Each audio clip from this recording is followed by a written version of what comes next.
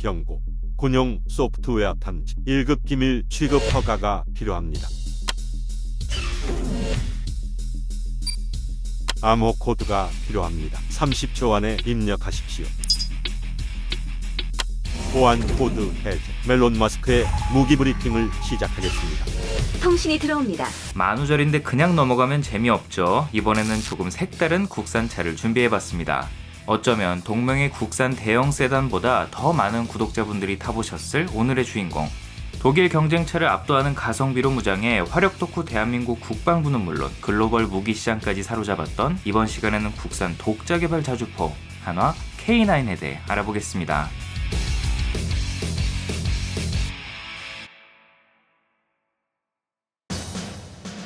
화포는 예로부터 강력한 파괴력과 억지력을 모두 가진 무기였죠. 오늘 소개할 자주포는 단어 그대로 화포가 스스로 이동할 수 있도록 만든 물건입니다. 기존의 화포들은 위력은 강력하지만 크고 무거운 발사장치와 포탄을 이동하기 위해 말이나 견인 차량 같은 별도의 이동수단이 필요했죠. 이로 인해 사격 준비 방열을 하고 포탄을 발사하기까지 많은 준비 과정을 거쳐야 했고 병력은 물론 급박한 전투 상황에서 생명과 직결되는 시간이 크게 낭비되는 단점이 있었습니다. 때문에 차량이 개발된 이후 아예 차량 위에 포탑을 탑재해 기동성을 높이고 소수의 인원으로 신속한 대응이 가능한 자주포라는 물건으로 발전하게 된 것이죠. 자주포 안에서도 탑재하는 포탑의 종류와 사용 목적에 따라 자주 곡사포, 자주 박격포, 자주 대공포 등으로 다양하게 분류되지만 K9 자주포처럼 흔히 자주포라고 하면 중장거리에 있는 목표물을 타격하는 평사포나 곡사포를 탑재한 무기를 통칭하는 경우가 많습니다. 화력 지원 부대인 포병이 운용하는 것만 봐도 알 수 있듯 원칙적으로 적의 공격에 노출되지 않는 비교적 후방에 배치되어 먼 거리에 있는 적을 타격하는 무기로 직접 적과 대면에 전투를 수행하는 생김새는 비슷하지만 흔히 탱크라고 부르는 전차와는 엄연히 다른 포지션의 기갑 장비죠. 예로부터 외세의 침입이 잦았던 우리나라는 상대적으로 적은 수의 병력과 장비로 다수의 군대를 상대해야 했기 때문에 강력한 화력을 앞세워 일대다에 최적화된 무기에 집중했습니다.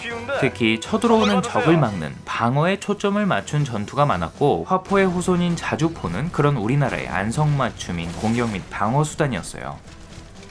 우리나라에 이 자주포가 본격적으로 배치되기 시작한 건 1980년대. 이 시기 북한의 경제 성장과 맞물려 북한군의 포병 전력이 크게 증대되기 시작했고 장사정포의 사거리에 경기 북부, 서울 수도권이 들어오면서 국군은 엄청난 위협을 느꼈습니다. 당시 국군은 미군에게 공여받거나 라이선스 생산한 다량의 견인포 및 자주포를 운영하고 있었고 부랴부랴 신형 K55 자주포를 투입했는데 이 모델은 미군의 M109A2 팔라딘 자주곡사포를 라이선스 생산한 모델로 배치됐을 당시부터 이미 연식이 꽤나 쌓인 모델이었습니다. 느린 이동 속도, 아날로그 방식의 관측 장비 같은 구식 장치들로 채워져 공격을 수행하기까지 시간이 오래 걸려 가뜩이나 성격 급한 우리나라 사람들을 만족시키기에는 무리가 있었죠. 무엇보다 사정거리가 짧아 북한의 장사정포에 대응하기에도 무리가 있다고 판단한 국방부는 우리나라 전투 환경에 적합한 최신형 자주포 사업을 새로 기획하게 됩니다.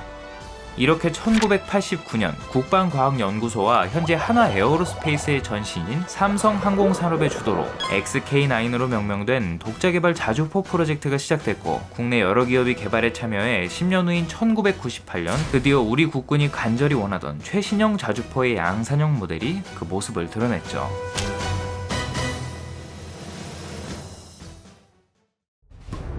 국군의 전투 적합성 평가를 무난하게 통과한 XK9은 K9 썬더라는 제식 명칭을 부여받고 1999년부터 전방부대를 시작으로 실전 배치되기 시작했습니다. 곡선이 가미된 K55에 비해 각진 차체와 면을 살린 디자인으로 우람한 크기와 보기만 해도 늠름한 생김새, 길고 아름다운 포신이 보는 이를 압도했습니다. K55와 동일한 구경에 155mm 주포를 쓰면서도 포신의 길이를 늘려 정확도와 사거리를 크게 늘린 것이 특징이었는데 포신 길이만 8m에 달해 40km 이상의 사정거리를 갖춘 독일에 이어 세계 두 번째로 개발된 52구경장 자주포였죠.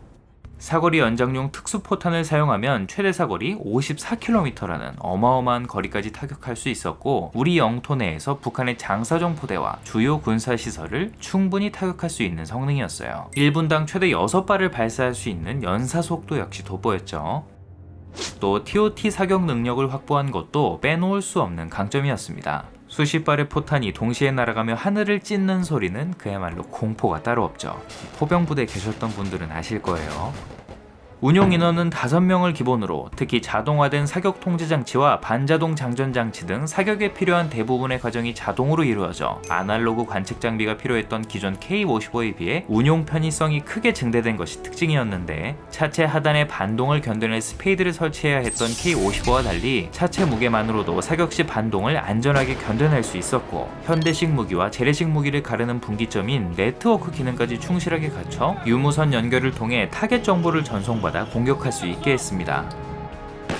또 화생방 보호 장치와 차량 내 화재를 신속하게 진압할 수 있는 할론 가스 소화기, 중기관 총탄과 포탄 파편은 거뜬히 막아낼 수 있는 균질 아변 강판을 적용해 적의 공격으로부터 승무원을 보호하는 방호 성능까지 든든하게 갖췄죠. 엔진과 트랜스미션을 한데 묶은 파워팩, 즉 파워트레인은 당시 관련 노하우가 부족한 탓에 독일제 디젤 엔진과 미국의 변속기를 반조립 형태로 들여와 탑재했고, 최대 출력 1000마력을 발휘해 47톤의 거구를 최고 시속 67km로 달릴 수 있게 만들었습니다. 여기에 일반적으로 사용되는 토션바 서스펜션 대신 좌우 독립식 유기압 서스펜션을 적용해 불필요한 차체 흔들림을 막고 고르지 못한 노면에서도 기동성을 유지할 수 있도록 했어요. 잘 닦인 도로보다는 울퉁불퉁한 험지를 달릴 일이 많은 K9의 경쟁력을 높여주는 부분이었죠. 몇몇 부분은 해외 업체에 의존해야 했지만 포탑과 차체 등 상당수 주요 부품의 국산화를 이뤄낸 데다 당시 러시아는 물론 세계 최강의 군사력을 보유한 미국의 자주포보다 더 나은 성능으로 무장했습니다. 미군의 장비를 오랜 기간 운용하고 여러 차례 라이선스 생산한 노하우가 빛을 발한 결과물이었죠.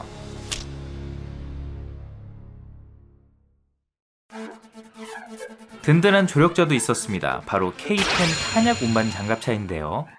K9 자주포는 차량 안에 최대 48발의 포탄을 적재할 수 있지만, 탄약이 떨어지면 40kg에 달하는 무거운 포탄을 사람 손으로 일일이 채워 넣어야 했습니다. 손 하나가 귀하고 1분 1초가 급한 전시에는 이럴 여유조차 없겠죠. 개발진은 K9에 최적화된 탄약 운반용 장갑차를 함께 개발해 배치했습니다. K9의 넉넉한 차체를 활용해 100여 발의 포탄과 장약을 적재할 수 있고, 포탑 후방에 묘한 자세로 결합하면 컨베이어 벨트를 이용해 신속하게 탄약을 공급받을 수 있는 보이는 그대로 K9의 든든한 백이 되어주는 장비죠. 심지어 최강 자주포를 가진 독일조차 차내 포탄을 모두 소진하면 재보급을 위해 오랜 공백이 생기는 반면, K9은 앉은 자리에서 순식간에 포탄이 채워지니 곧바로 재공격을 퍼붓는 것이 가능했어요. 이후에는 마찬가지로 K9의 차체를 활용한 K11 사격 지휘용 장갑차가 추가로 개발돼 지휘관을 안전하게 보호하고 더욱 다양한 전자장비를 탑재해 작전 수행 능력을 높일 수도 있었죠. 한편 2018년부터 기존 K9의 성능을 개량한 K9A1 모델이 배치되기 시작했는데, 사통 장치를 비롯한 각종 전자장비의 성능을 업그레이드해 운용 효율과 전투 수행 능력을 끌어올린 모델이었습니다. 여기에 야간 주행을 위한 열 영상 카메라, 후방 카메라를 장착해 주행 편의성을 높이고 사고 위험을 줄인 것, 늘어난 전자장비로 인한 전력 소모를 감당하기 위해 포탑 후방에 보조 발전기를 추가로 마련한 것이 특징이었죠. 이와 함께 현재까지 상당수가 운용되고 있는 K55 자주포에도 K9에 탑재된 신형 기술을 접목해 개량이 이루어졌고, 여러 안전장치를 비롯해 조작 편의성과 사정거리를 늘려 우리 육군은 더욱 강력한 포병 전력을 갖추게 됐습니다. 거의 대부분의 자주포가 현대전 능력을 갖추면서 세계에서 손꼽히는 포병을 가진 나라가 됐죠. 화력 덕후 포방부는 여기서 만족하지 않았습니다. 지속적으로 성능을 개량해 K9A2 모델을 2027년부터 전력화할 예정인데요. 기존의 반자동 장전 장치를 완전 자동화하고 더욱 강화된 첨단 기술을 탑재해 연사력을 크게 끌어올린 것이 특징이었습니다. 덕분에 운용 인원을 기존 5명에서 3명으로 줄여 더욱 적은 인원으로 강력한 화력을 유지할 수 있게 했죠. 또 보조 무장인 K6 중기관총을 몸을 내밀지 않고 원격 조종으로 사격할 수 있게 승무원의 생존성을 크게 높인 것도 눈에 띄는 부분이었습니다. 추가로 에어컨도 탑재되는데 단순히 쾌적성과 편의를 위한 장비는 아니고, 더운 여름철 혹서기 작전 시 승무원들이 열사병에 의한 전투불능 상태에 빠질 위험이 있기 때문에 작전 수행에 있어서 반드시 필요한 장치 중 하나로 여겨지고 있습니다. 일반 차량처럼 창문을 열고 달릴 수도 없는 노릇이니까요. 향후에는 원격 조종으로 완전 무인화까지 이루는 것이 목표라고 하니 대한민국의 주력 무기가 앞으로 어떤 형태로 바뀌어 나갈지 궁금해지네요.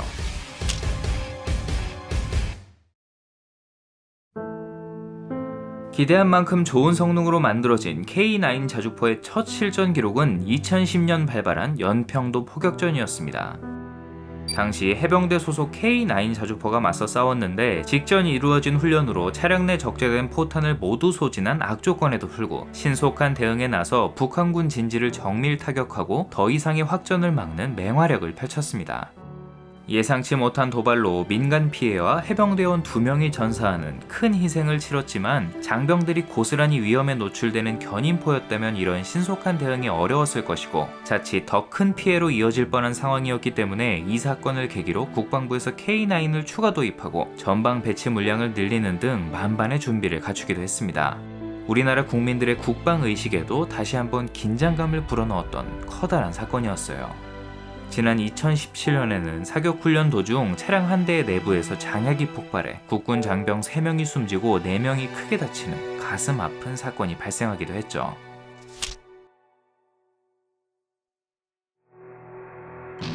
해외 시장에서의 성적도 확실했습니다.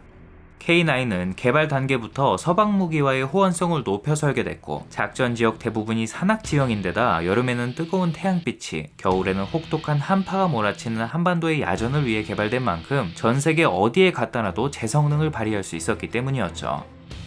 지난 2001년 터키에 280여 대 수출을 시작으로 2017년까지 무려 572문을 수출해 세계에서 가장 잘 만든 자주포로 평가받는 독일의 펜저하우비츠 2000, 중국제 PLG-52 같은 동세대 궤도형 자주포의 실적을 크게 앞질렀습니다.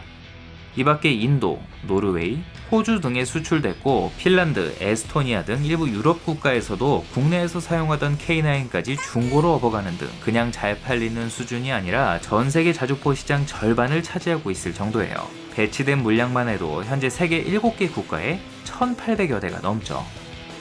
특히 튀르키예에서 라이선스 생산한 K9이 시리아 내전에서 위력을 입증하면서 이집트 등 여러 국가의 추가 수출을 이끌어내기도 했습니다.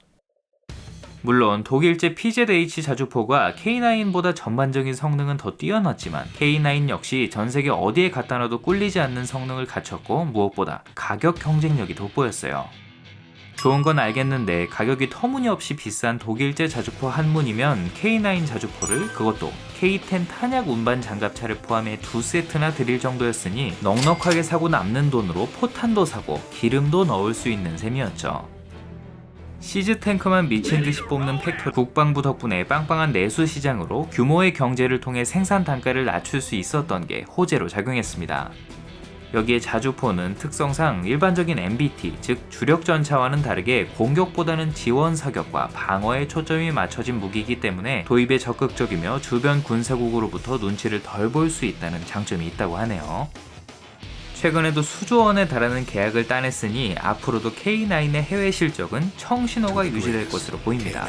다른 K9보다 훨씬 낫네. 특히 이번 러우 전쟁으로 나토 우방국인 우리나라 입장에서는 먼 발치에서 특수를 누릴 수 있게 됐죠. 지금까지 자랑스러운 국산 자주포 K9 썬더에 대해 알아봤습니다.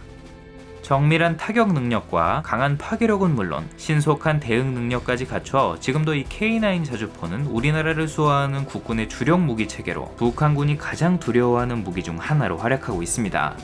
강력한 무기를 가지고 있어야 함부로 덤비지 못하는 것처럼 여전히 적의 도발 의지 자체를 꺾는 강한 억지력을 보여주고 있죠.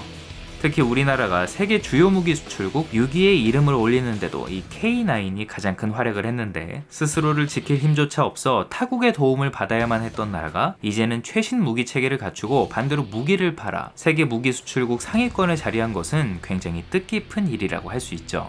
독자개발 탄도미사일은 물론 첨단 기술의 집약체인 국산 전투기까지 등장하고 있는 지금 앞으로 방위산업 시장에서 우리나라의 활약이 더욱 기대가 됩니다. 그럼 다음에도 더욱 흥미로운 이야기로 찾아오겠습니다. 사소하지만 궁금한 밀리터리 이야기 멜론 머스크였습니다.